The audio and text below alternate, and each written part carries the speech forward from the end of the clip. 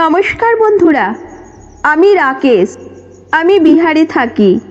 আর আজ আপনাদের সঙ্গে আমার জীবনের একটি গভীর এবং অবিস্মরণীয় সত্য ঘটনা ভাগ করে নিতে চলেছি। এটি এমন একটি গল্প যা আমার এবং আমার ভাবির জীবনের মধ্যে এক নতুন অধ্যায় যোগ করেছিল।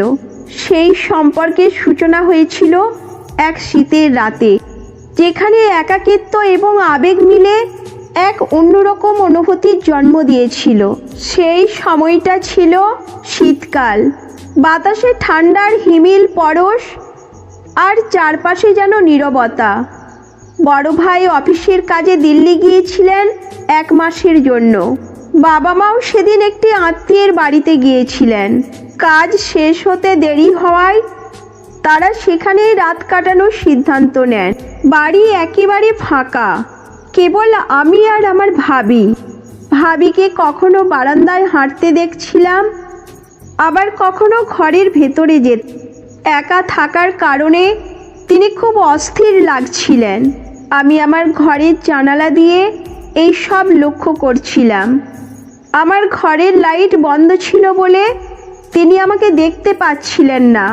কিছুক্ষণ পর ভাবি বারান্দা থেকে আমার ঘরের দিকে এগিয়ে এলেন। দরজার সামনে এসে দাঁড়ালেন, কিন্তু কিছু না বলে আবার ফিরে গেলেন। আমি ভাবলাম হয়তো তার কিছু প্রয়োজন আছে, তাই ঘরের আলো জ্বালালাম। আলো জ্বলতেই ভাবি আবার আমার ঘরের দিকে এগিয়ে এলেন। তিনি ঘরে ঢুকে বললেন, এখনো জেগে আছো দেবরজি? আমি হেসে বললাম, ভাবিজি, আপনি নিজেও তো ঘুমোননি। তিনি বললেন, কি বলবো দেবরজি, কখনো একা থাকিনি, আজ একা থাকতে খুব অস্বস্তি লাগছে।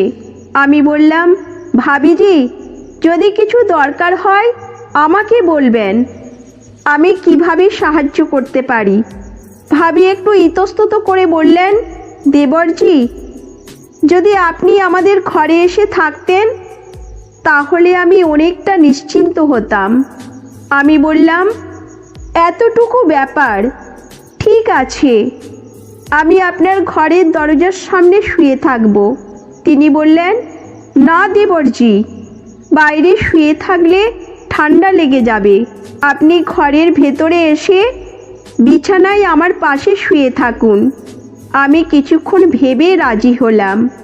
আমরা ঘরে গেলাম এবং বিছানায় শুয়ে পড়লাম, কিন্তু শীতের কারণে ভাবি বেশ কাঁপছিলেন। আমি তাকে জিজ্ঞেস করলাম, ভাবিজি, আমি কি আপনার জন্য গরম দুধ বা চা আনবো? তিনি না বললেন এবং আমার দিকে একটু এগিয়ে এলেন। তার ঠান্ডার কম্পন আমাকে ছুঁয়ে যাচ্ছিল। আমি বুঝতে পারলাম তিনি কেবল উষ্ণতার প্রয়োজন অনুভব করছেন। তাই আমি তার পাশে আরো ঘন হয়ে শুয়ে পড়লাম। ভাবি আমার দিকে তাকিয়ে হেসে বললেন, তুমি সত্যিই খুব ভালো মানুষ দেবরজি। আমি মুচকি হেসে বললাম, আপনার ভালো থাকাই আমার দায়িত্ব ভাবিজি। এরপর আমরা দীর্ঘ সময় ধরে গল্প করলাম। তার শৈশবের কথা, তার স্বপ্নের কথা এবং জীবনের নানা অভিজ্ঞতা। কথাগুলোর ভেতর থেকে যেন এক বিশেষ বন্ধন তৈরি হচ্ছিল। কিছুক্ষণ পর ঠান্ডার প্রকোপে তিনি আবার কাঁপতে শুরু করলেন। আমি তাকে বললাম, আপনার গায়ে আরো চাদর চাপিয়ে দিই। তিনি না বললেন, কিন্তু কিছু না বলে আমার দিকে আরো ঘন হয়ে এলেন। সেই রাতে এক শীতের গভীরে আমাদের মধ্যে এক গভীর অনুভূতির জন্ম নিল। সকালে ঘুম ভাঙলে দেখি ভাবি আমাকে জাগাচ্ছেন। তিনি বললেন, সকালে দেরি হয়ে গেছে, সবাই ফিরে আসার আগেই সব কিছু ঠিকঠাক করে নিতে হবে। আমরা আবার স্বাভাবিক জীবনে ফিরে এলাম, কিন্তু সেই রাত আমাদের জীবনের গল্পে একটি নতুন অধ্যায় লিখে দিয়েছিল।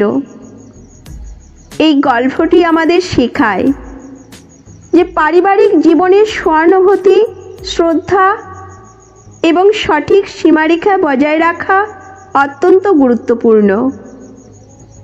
একে অপরের পাশে দাঁড়িয়ে সম্পর্ককে আরও মজবুত করা যায় এবং জীবনের সঠিক পথ অনুসরণ করা যায়।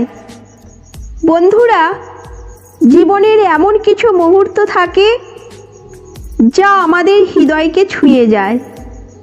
যদি গল্পটি আপনাদের ভালো লেগে থাকে তাহলে ভিডিওটি লাইক করুন এবং চ্যানেলটি সাবস্ক্রাইব করুন, যাতে এমন আরও গল্প আপনাদের কাছে পৌঁছে দিতে পারি। ধন্যবাদ।